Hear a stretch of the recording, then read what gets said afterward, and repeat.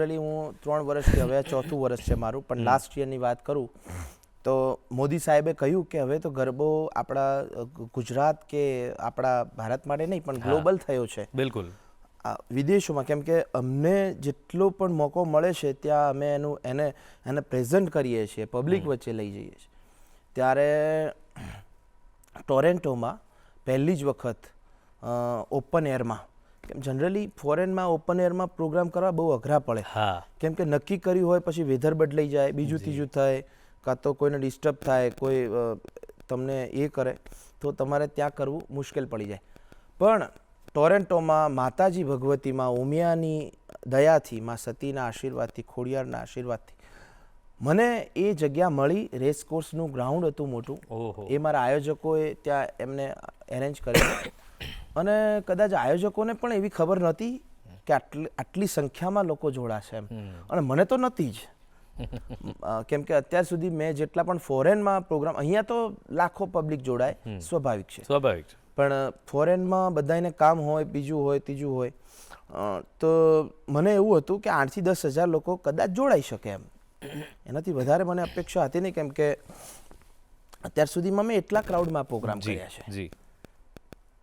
પણ એ દિવસે જ્યારે માઇક લઈને ટોરેન્ટોનું એ ગ્રાઉન્ડ હતું અને એમાં જ્યારે માઇક લઈને એન્ટ્રી કરી ત્યારે એ અલગ પ્રકારનું જે વાઇબ્રેશન મારા બોડીમાં, એ લોકોને જોઈને મને એમ થયું કે જય હો ઉમિયા, મારું જીવન સફળ કરી નાખ્યું તમે.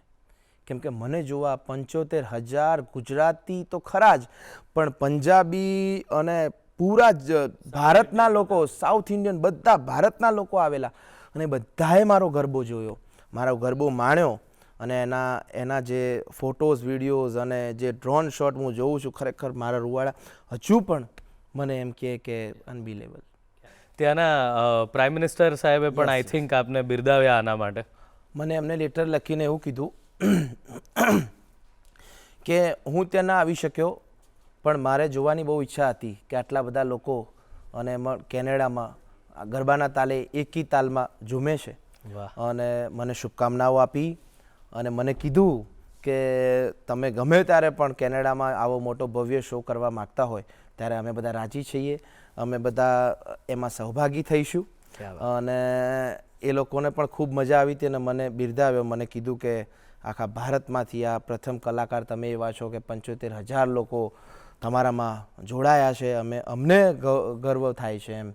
એટલે મને એ વાત સાંભળી મને ખૂબ ગૌરવ થયું અને મને યાદ આવ્યું કે ક્યાં મારું વિસનગર, ક્યાં મારું મહેસાણા અને ક્યાં ટોરેન્ટો. અને મારી ઉમિયાએ શું કર્યું ખરેખર.